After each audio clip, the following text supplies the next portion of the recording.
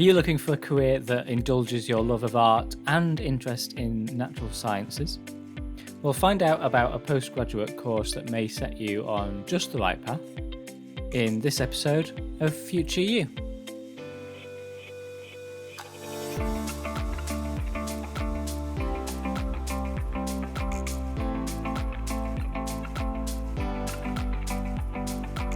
Hello and welcome to Future You, the podcast from Graduate Careers Experts Prospects, here to help you achieve your career goals. I'm Dan Mason, and in this episode we're going to take a look at a postgraduate course that may spark some interest, in particular among those of you from a fine art, art history or scientific background, or with interest in any of those subject areas.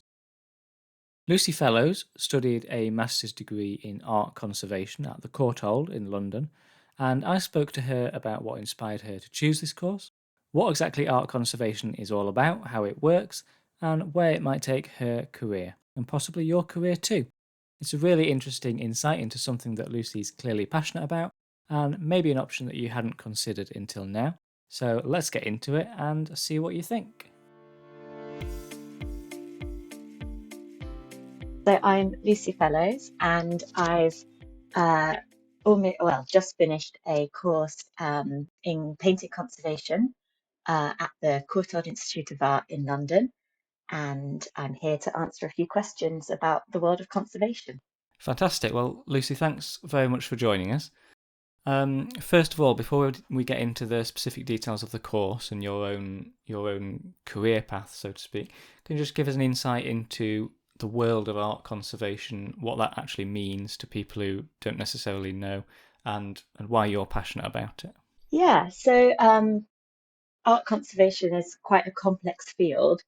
Within, I guess that's quite an umbrella term. Within that, there are different specializations. So I study easel paintings. So that's any painting that I guess can be taken off the wall and put on an easel and vice versa. So that's canvas and wood, but it's not limited to those two mediums.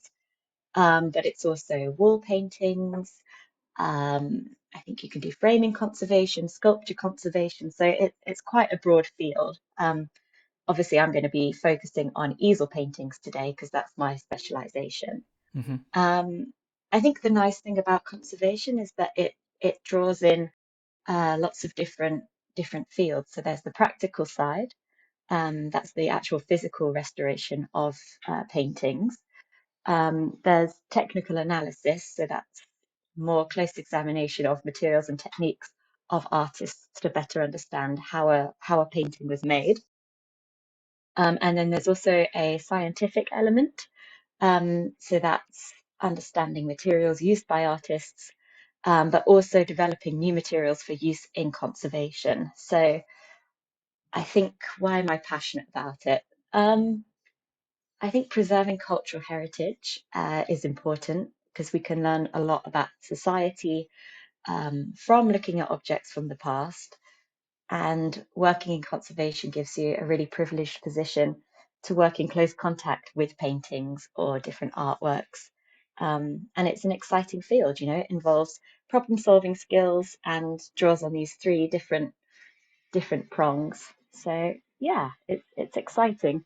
Okay, so that's interesting. You talk about those three different prongs, you describe them as, but also that presumably then requires three different sort of skill sets as well. So it's quite a Yes. wide-ranging, it can be of interest to people from different backgrounds. Yeah, definitely. You can enter it from. I entered from an art historical viewpoint, so the specific course I'm on, you can either come from a scientific background, art historic, or also fine art. So it's these three. Yeah, it's a mixture of these three worlds that don't usually combine, I guess, but in conservation they do. Okay, so just tell us a bit more about how you got here then. What's your background? What were your career aspirations earlier on when you were at school or at university? What did you study for your first degree? Well, when I was at school, I actually wanted to be a vet, um, and then I realised I was too squeamish for that, and had to abandon that. But I've always loved art and art history, and sort of I studied art and design at A level, along with languages as well, because I had a passion for languages. And I decided to study art history and French for my undergrad, just because they were subjects that I really enjoyed and wanted to pursue further. And yeah, and I sort of I knew I think conservation is one of those things that you know it exists, but you don't necessarily know how you enter it, or you never really meet people who do it. Um, so it wasn't until I was on a year abroad in Paris that I saw they were conserving a work by Gustave Courbet in the Musée d'Orsay, and they were doing it in the actual gallery. So it was quite interactive, and that's when I really got interested in conservation and did a bit more research into how you can enter it. And here I am, however many years later. And so, from your research, did it become clear that you needed to go back and do a postgraduate study? Is it optional for this career? What made you choose to go back to university, and then following on from that, what attracted you to this course in particular? Yeah, so for like from my research, looking around, most uh, conservation careers, you have to have done some postgraduate study, Hmm. especially in easel paintings, and that's what I wanted to do. I'm not entirely sure about the other specialisms. I think I don't want to say anything that's wrong, but certainly for easel paintings, uh, you do have to do this postgraduate course. I chose the Courtauld because it's a centre for excellence, and it's in London, so you have a lot of access to big institutions, such as the National Gallery, but also smaller galleries. There's so much going on. There's so much artwork around you. I thought it'd be really nice to immerse myself in that. And it's also the Courtauld is a research leading institution in art history, so it's a really good institution, and the course is renowned, and I think it's a really worthwhile course. It's very practical. So I've worked on 4 paintings over the 3 years that I've been studying, which is for a lot of courses, especially not in the UK. They're more theory based, and you don't actually get to work on paintings until you graduate. So I think that was also a big draw for me, the practical element. Okay, let's go into a bit more depth then about what the course has actually involved. How do you spend your days when you're on this course? What's the mix between those three things you spoke about before in terms of the scientific and the art history side of it? How much do you interact with other students on the course? How are you assessed? That kind of thing. Yeah, a typical day. It depends. So it's 3 years, as I mentioned, and first year is more, I guess, theoretical learning. So you have lectures um, in, I guess, understanding materials used in artworks. We also did a replica course, which was a lot of fun. That's sort of the first thing you do. So there's 5 students per year, and that's a very practical thing. You replicate artworks from different periods to understand more about how an artwork is made, and the materials that go into a painting. Mm. Um, and that sort of throws you in the deep end to talking to your fellow classmates, so you really get to know them. I mean, you spend pretty much all day every day with or these 4 other students, so you have a lot of time with them, and that's really nice. You really build like a strong rapport with your classmates. Um, but you also so I did science lectures in my first year, so it's organic and inorganic chemistry, because I came from an art history background. But if you come from a science background, if you've done your first degree in sciences, then you will do an art history course. So that sort of teaches you everything you need to know. It fills in the gaps between what you've already done and what you don't know already. And then second and third years are much more practical. They're based in the studio, so you're working on paintings with supervision from the tutors.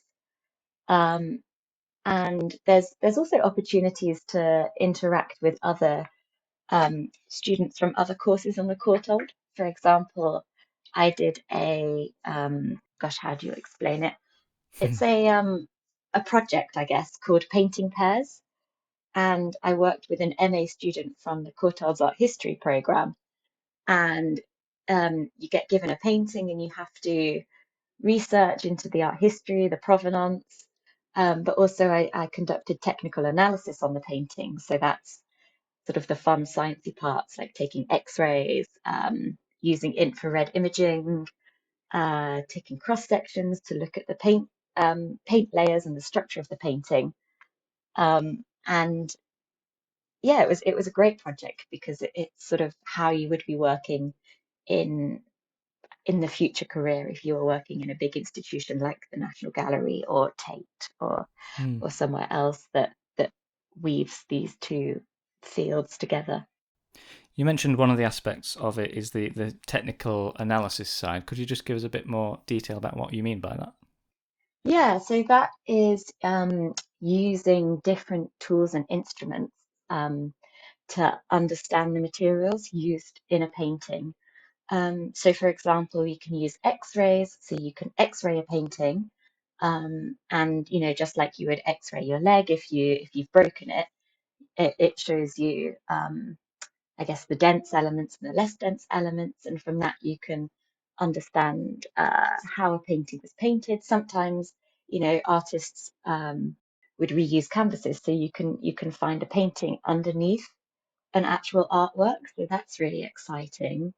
We also use infrared imaging, so that penetrates, well, it basically reflects anything that is absorbent of carbon back to you. So you can look at underdrawing using this technique. So you can understand how an artist uh, made their composition. Did they use underdrawing? Did they meticulously, draw their composition and then paint it? And that can also show pentimenti. So that's where an artist reworks elements. For example, the hand might be in a wrong position, so they'd rework it over time. And then we also use elemental analysis. So that's you can look at which elements are in a painting, and from that you can then infer the paint used because a lot of paints contain elements. So you can infer the pigments that an artist has used, and that can help with dating a painting. So yeah, we sort of use all these different tools to better understand an artwork and its process and its history and whether it's been changed over time or when it was made. All these things can work together to help us understand something in a better light. And so I think one of the key things you've spoken about there is the size of the course. It's been 5 students, quite a Yeah. sort of intimate thing and very different from most undergraduate courses.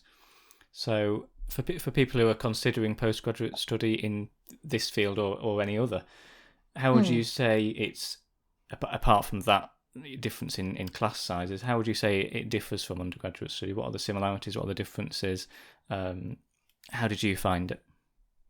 I think for me it was really different because of the practical element. I was in 4 days a week in the studios, sort of 9 to 5, so it's like having a job. Hmm.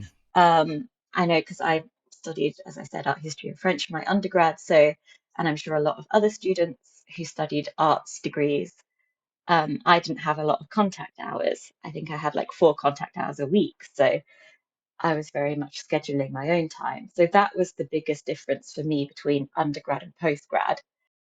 But I do know that a lot of other postgraduate courses are quite similar in the time management, where you do have fewer contact hours and most of the time is personal study. Hmm. I think conservation really is quite an anomaly in that sense. Um, in terms of workload, it's obviously more than undergrad. I think you're expected, you're pursuing something that you're really interested in or something you want to study more. So you are expected to sort of raise the level of your work and your research.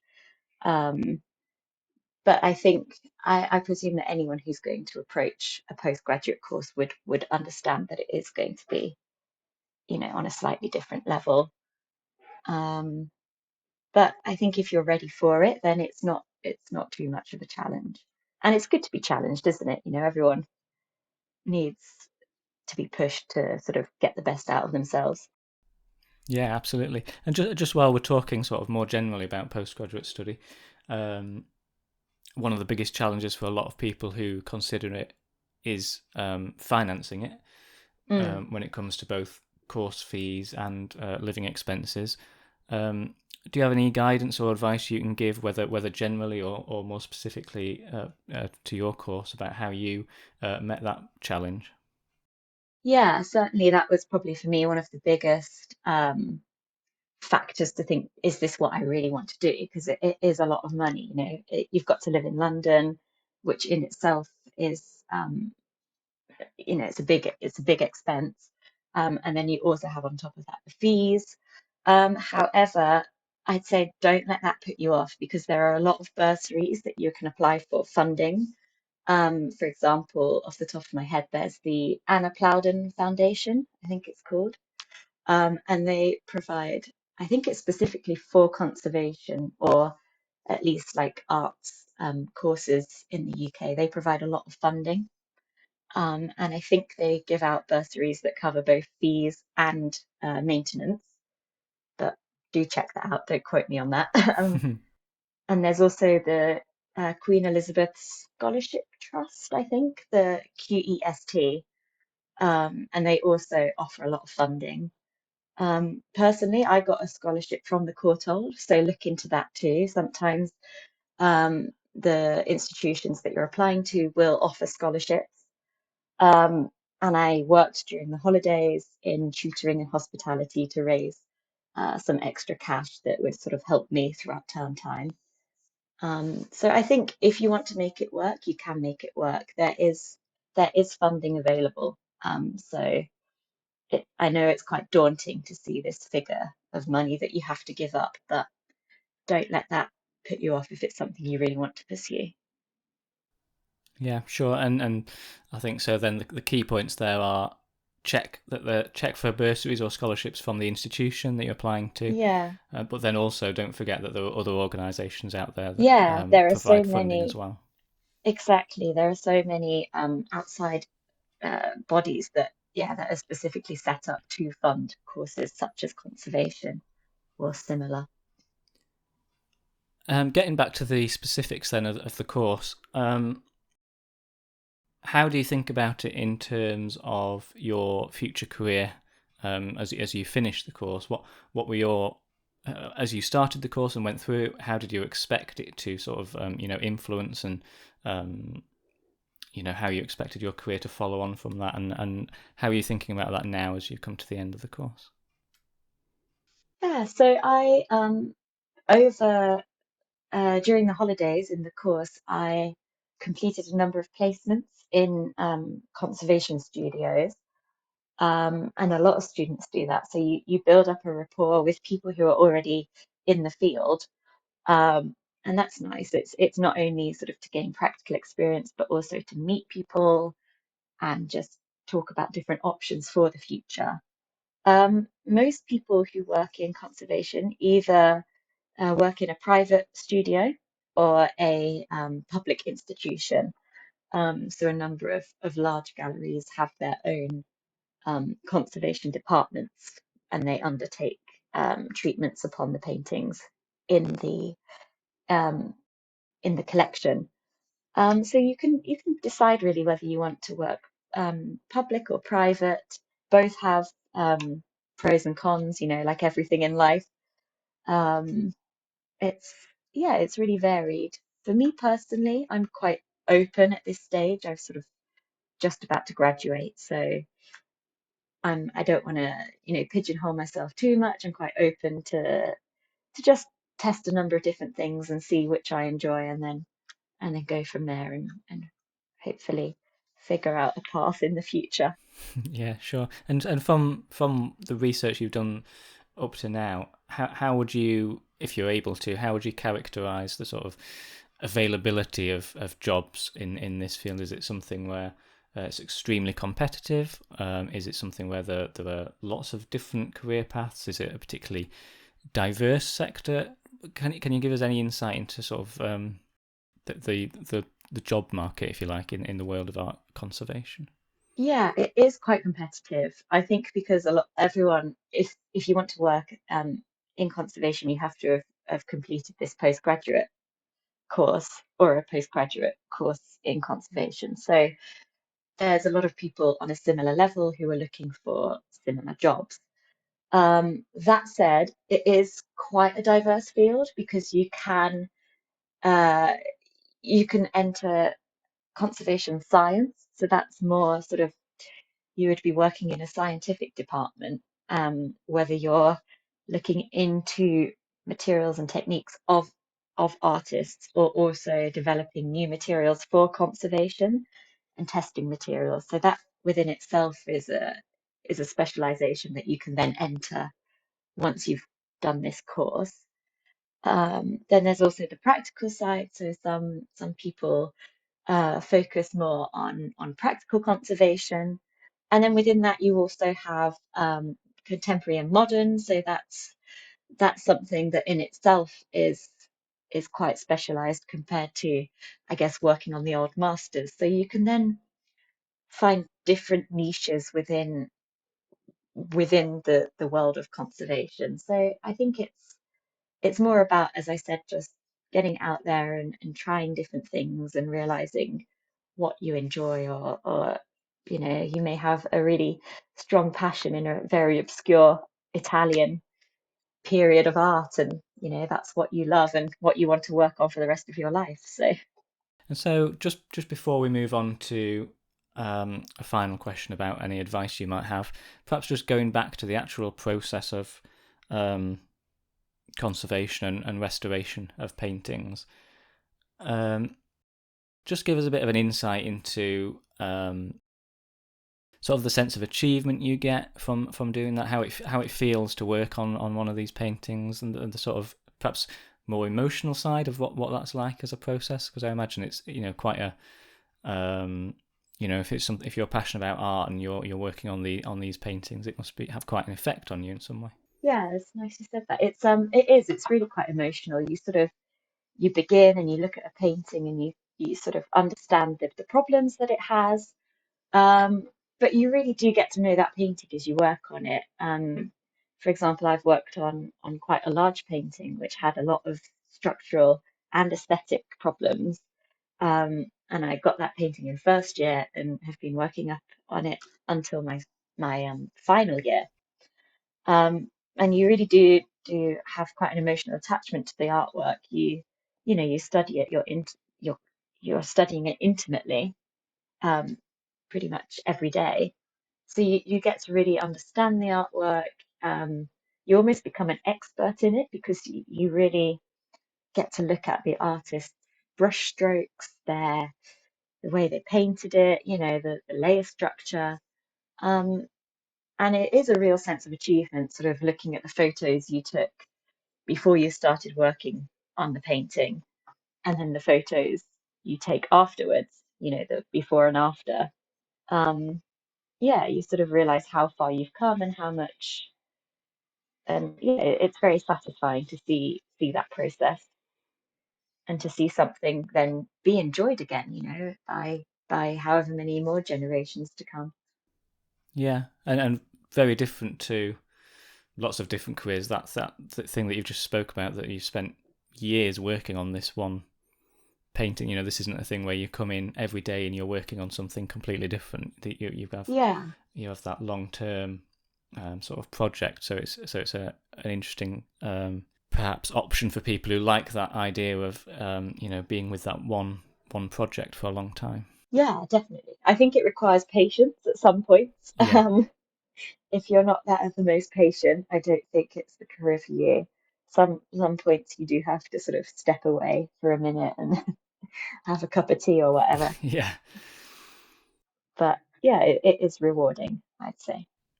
So just finally then, whether thinking about postgraduate study more generally, or again more specifically about someone who's been intrigued by what you've said about art conservation, do you have any final advice about how they should start going about researching it if they're listening to this fresh and it's not been something they've considered before, whether they're currently undergraduates or whether they're not at university yet, considering their options. What's your advice for anyone for sort of getting started in this? My advice would be to just do a bit of research, look into the requirements. As I said, you can enter it from a science background, fine art, or art history. So even if you only have one of those and you're interested, don't be put off by not having the other elements because they teach you everything else you need on the course. One thing I would say is you can't be colorblind, sadly.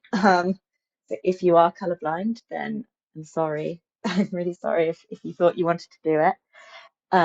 But I would say maybe if you can find a studio near you, there are lots, sort of Google, find studios, make contact if you want to talk to them a little bit more. Lots of studios are willing to sort of give you a tour and talk about their day-to-day work. That's always good because it gives you a good idea of what the field actually is. It's hard to explain without seeing it in a sense. And yeah, just do your research. Make sure it is something you want to do because it is, it's 3 years studying full time. It's a big commitment and it's a lot of money. And if it's not something you're really passionate in, I'd say don't do it just on a whim. But that's like everything, isn't it? I don't think you'd go to university uh, if you weren't passionate about something. But I think it's worthwhile, and I've loved it and really enjoy it. So I would really encourage anyone from any field to look into it a bit more if you sort of have a bit of an interest or an excitement about it. Fantastic. Well, that's been a brilliant insight. Lucy, thanks very much for your time. And that's it for this episode. Thanks once again to Lucy for joining me. And don't forget that you can search for all kinds of postgraduate courses by going to prospects.ac.uk, where you'll also find plenty of advice on things like applications for postgrad courses and funding and anything else you might need to know if you're considering further study. Meanwhile, you can follow and listen to the Future You podcast on Spotify, Apple Podcasts, or wherever you choose to listen to podcasts, or find us at prospects.ac.uk/podcasts, where you can also find transcripts of every episode. Finally, you can also get in touch with comments, feedback, or suggestions. Just email podcast@prospects.ac.uk. Thanks again for listening, and I'll see you soon.